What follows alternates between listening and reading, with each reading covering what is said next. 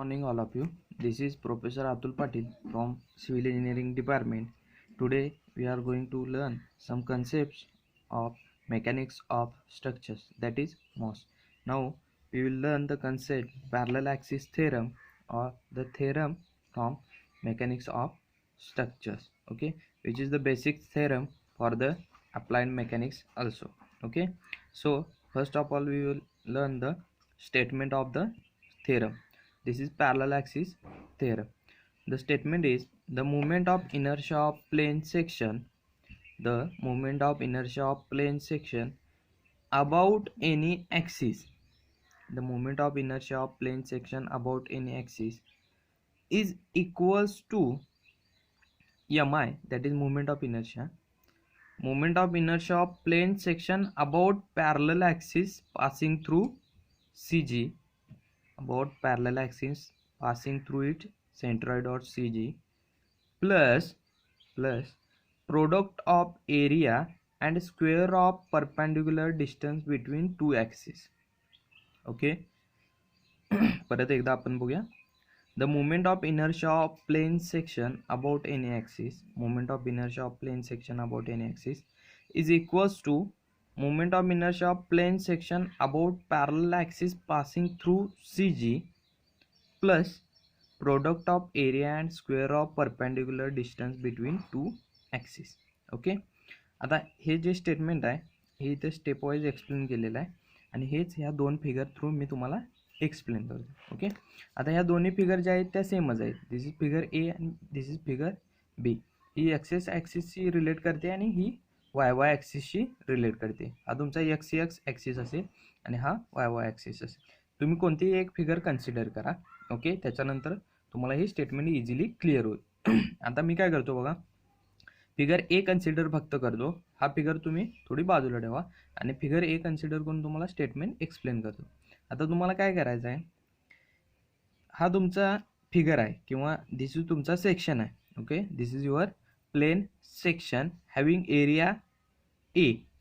Okay, हा plane section आहे, याचा एरिया ए आहे आणि तुम्हाला काय सांगितलं आहे, हा प्लेन सेक्शनचा तुम्हाला movement of inertia A B axis भोवती फाइंड आउट करायचा.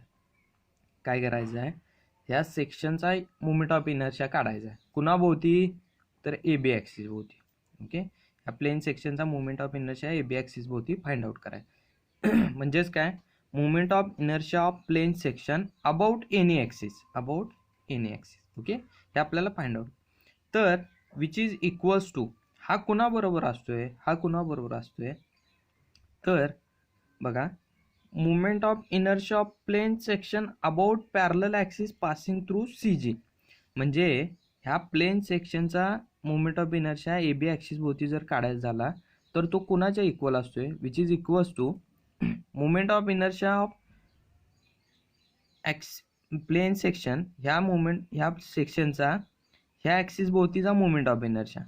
ओके, ह्या ॲक्सिस भोवतीचा मुवमेंट ऑफ इनर्शिया. हा ॲक्सिस म्हणजे कुठला, तर ए बीला पॅरलल, ए बीला पॅरलल आणि CG मधनं पास होणारा, ए बीला पॅरलल आणि CG मधनं पास होणारा त्याच्या भोवतीचा moment of inertia plus product of area, plus product of area, हा जो काय एरिया ए आहे त्याचा आणि कुणाचा product, square of perpendicular distance between two axis.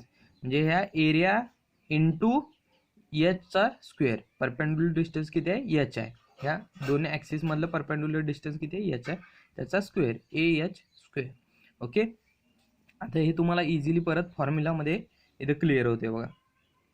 IAB आपल्याला काय काढायला सांगितले, द मुवमेंट ऑफ इनर्शिया, ह्या फिगरचा मुवमेंट ऑफ इनर्शिया, ह्या प्लेन सेक्शनचा movement of inertia A B axis भोवती घ्यायचा आहे.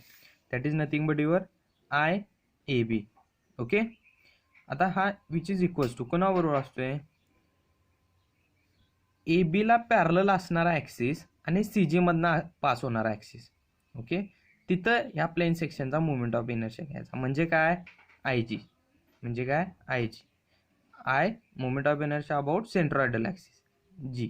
ओके, CG किंवा G म्हटलं तरी चालेल. Plus product of area, product of area काय आहे, ए, स्मॉल ए, आणि कुणाचा प्रोडक्ट आहे स्क्वेअर ऑफ परपेंडिक्युलर डिस्टन्स याचा आहे त्याचा स्क्वेअर एच स्क्वेअर. ओके, ह्या फिगरवरून आला. आता परत स्टेटमेंटवरून बघा. The moment of inertia of plane section about any axis, A B axis भोवती moment of inertia I A B is equals to moment of inertia of plane section about parallel axis passing through CG.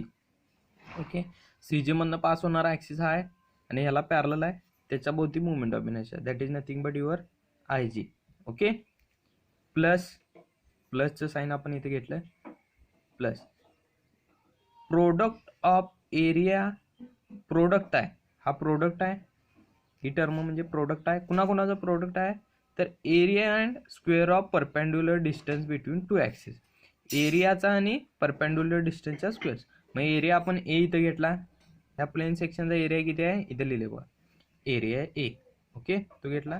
आणि कोण आहे square of perpendicular distance between two axis. आता हा axis आहे आणि हा axis आहे, ह्या दोन मधलं परपेंडिक्युलर डिस्टन्स याचा आहे त्याचा स्क्वेअर. ओके, मग आपला फॉर्म्युला काय तयार झाला, I A B is equals to I G plus A H square. Okay, similarly ह्या फिगरच्या बाबतीत तुमचं असं असेल, फक्त इथं काय येणार, हे जे हॉरिझॉन्टलमध्ये होतं तेच फक्त व्हर्टिकलमध्ये येणार, सिमिलर.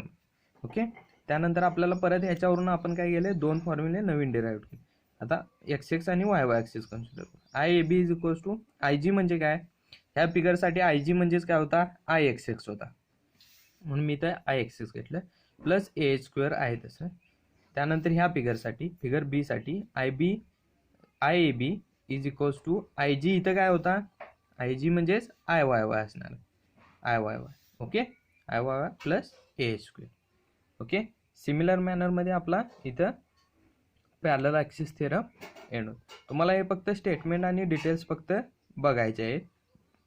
ओके, याचं काय प्रूफ वगैरे तुम्हाला नाही कसं येते, तुम्हाला फक्त स्टेटमेंट आणि ही फिगर आणि फॉर्म्युले ह्या गोष्टी इम्पॉर्टंट आहे. आणि एक्झामला तुम्हाला हा 4 मार्काला क्वेश्चन विचारला जाऊ शकतो किंवा 2 मार्काला फक्त स्टेटमेंट लिहा म्हणून विचार.